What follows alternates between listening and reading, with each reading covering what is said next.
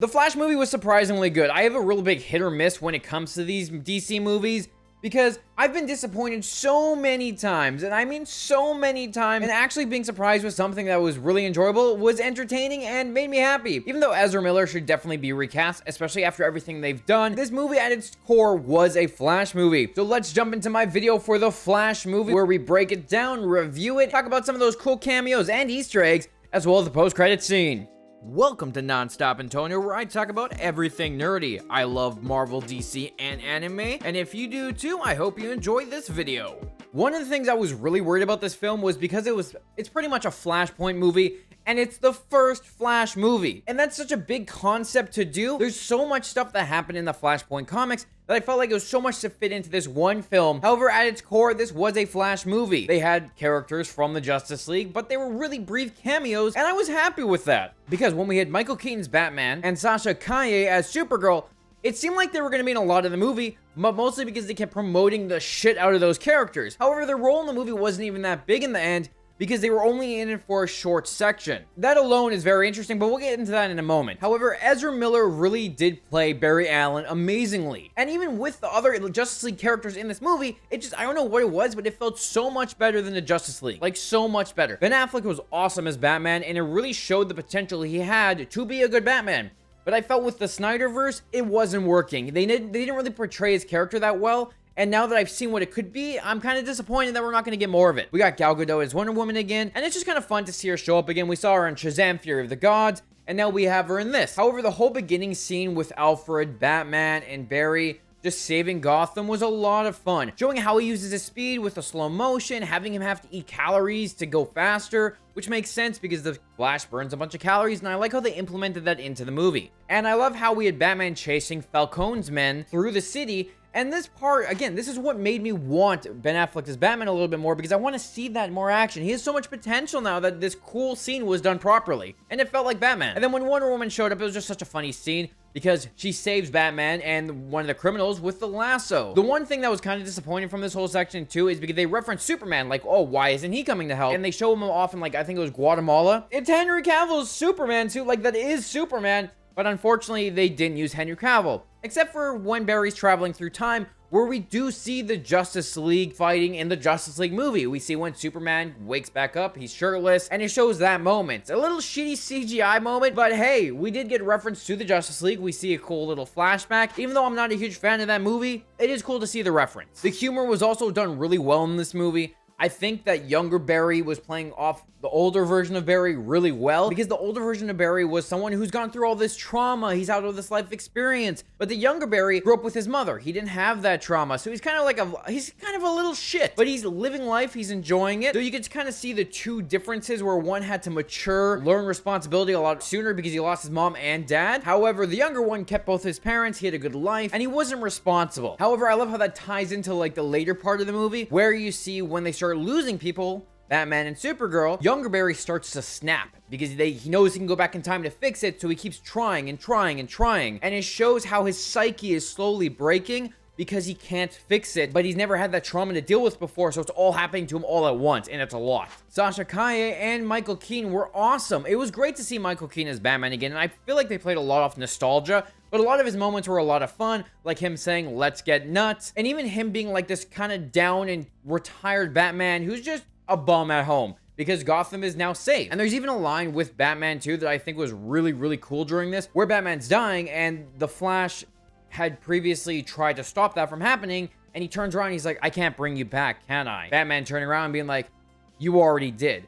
Kind of a reference to the movie literally bringing back Michael Keaton as Batman, but also showing that this timeline, it didn't have a Batman anymore. He had retired. He wasn't a hero, but the Flash coming here brought him back. And he got to have one final send-off to be this big hero to try to save his planet, which I think was really cool, and it was just a really good moment between the characters. I just was shocked, though, to see both Supergirl and Batman get killed, because I did not see that happening. I thought the whole point of this movie originally was to bring them into the new DCU or whatever was going to happen. And it makes me wonder if those were scenes they reshot, because a lot of the stuff did get reshot to kind of have this as a final send-off for the DCEU, but I feel like there's still a lot that could happen. The lightning always looked the best. That was probably my favorite part from the CG, was how the lightning looked as they ran around. Even some of the running scenes looked pretty cool. It looked a little wonky sometimes, but I think it worked for what it was. Now, the one thing I did not like was the cowl. I hated the cowl on the suit. However, at the same time, the suit did look good in some scenes. So it was like, okay, sometimes it looked good,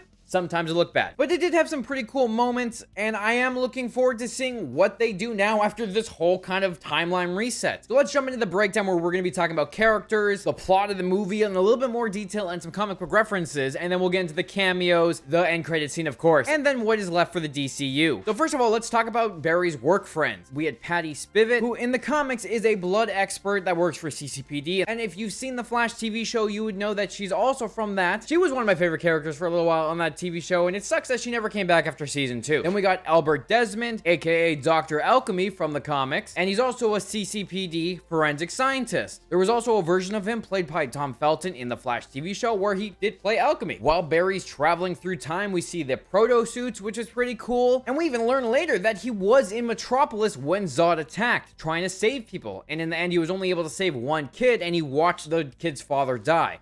So pretty dark, showing that Barry got his powers around the same time Man of Steel happened, kind of showing that Batman, Superman, and the Flash were all kind of in the same area at the same time. Then we had Barry's dad, who's in Iron Heights for the murder of his mother, which he was framed for. And this was interesting because they never revealed who actually killed Barry's mom at all in this film, because he didn't actually go back to stop it from happening. Instead, he went back to make sure his dad didn't have to go to the grocery store, so no one left the house, meaning no murder happened and he couldn't be framed. So part of me wonders if they were planning on having Reverse Flash, Eobard Thawne, come in and try to murder the family. And Barry was supposed to stop them, and then they changed up the script a little bit to be less like the Flashpoint comic and more of its own story. And if they just wanted to save Reverse Flash for a future Flash movie, because we still don't have him, and he is a big Flash character. But it was cool to see how the universe changed after Barry went back in time to stop his mother from dying, which they did do some stuff from the comic book, and some they didn't. Like, first of all, when he goes back, he tries to find the Justice League.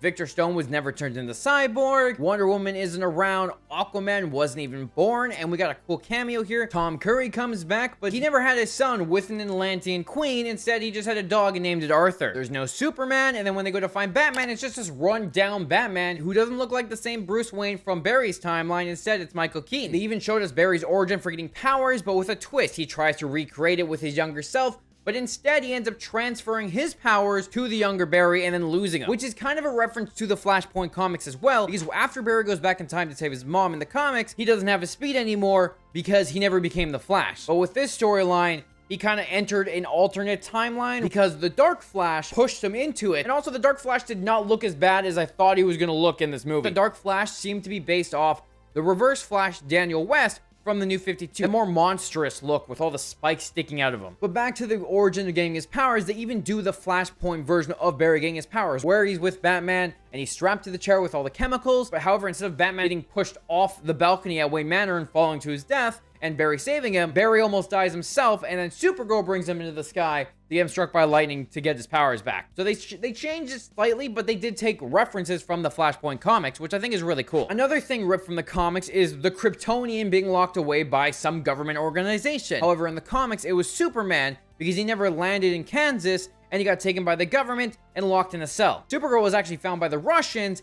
and thrown in a cell in Russia. So they changed it slightly, and I feel like it's also a nod to the Red Sun storyline where Superman landed in Russia and became a Soviet fighter. This movie also just had a shit ton of ties to Man of Steel, because when Zod goes to meet the government in the Man of Steel movie, Superman greets him. But in this, there is no Superman, so they just instantly start fighting the humans because they're like, oh, you didn't bring us what we wanted. Unlike what happened in Man of Steel. We also learned that during this timeline, Kal-El was taken by Zod, and Zod killed him to get the Codex to bring back the Kryptonians and terraform Earth. Now, the thing is, I feel like this was supposed to be a misdirect for him actually being dead. I think originally, they might have had a plan to have him show up later, where it would be like this big moment where Kal-El is a darker version of himself because he was raised by Zod. He was a baby when they found him, and then he was going to be the one to take out Supergirl, kind of like she can't fight her own cousin, where she realizes it's her baby cousin. And I think that would have been a really cool moment. I wish we got some more Henry Cavill in this. And the whole time travel section was very interesting because it represented that the world was supposed to end. Kind of like how in the Flashpoint comics, Barry wasn't able to stop the war between the Atlanteans and the Amazons from happening, so he had to run back to make sure his mom died,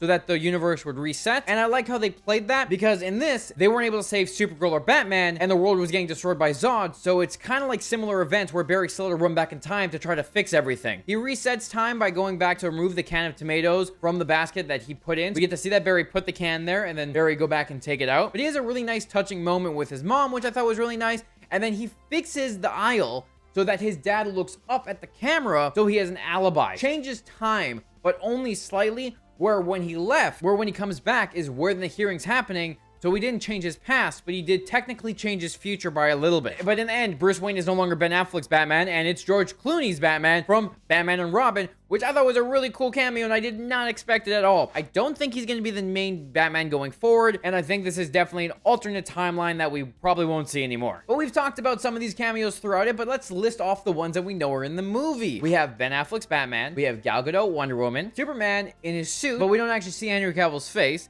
Then we see Henry Cavill's face, but a weird kind of CGI version of him because it's Barry running through the Speed Force. We have Jeremy Irons' Alfred, and Tom Curry, Aquaman's father. And then at the end of the movie, in the post-credit scene, we do see Jason Momoa as Aquaman, but we'll get to that in a minute. In the multiverse cameos, though, we got Adam West's Batman. We have George Reeves' Superman from the 1950s Adventures of Superman TV show. This looked like it was CG footage, but it was still pretty cool because I honestly didn't even know this was a thing until after this movie. We had Teddy Sears show up as Jay Garrick, which he plays Zoom in the Flash TV show, and he did pretend to be Jay Garrick during that. We had Christopher Reeves, Superman, and Helen Slater, Supergirl, putting them on the same Earth, which I thought was really cool. And we got the biggest deep cut of them all, which is Nicolas Cage's Superman. He was supposed to be Superman in a movie that never got made, and I thought it was really cool that they put him in here. I think this is probably the best cameo of the entire movie. And he's fighting a robot spider. I'm pretty sure it's Brainiac, because that was the original concept and script for his movie. So pretty cool that he got to be in this movie as Superman. I never thought we'd see the day. But the one thing that we were robbed of was Grant Gustin's Flash. Like, he should have showed up during that. We had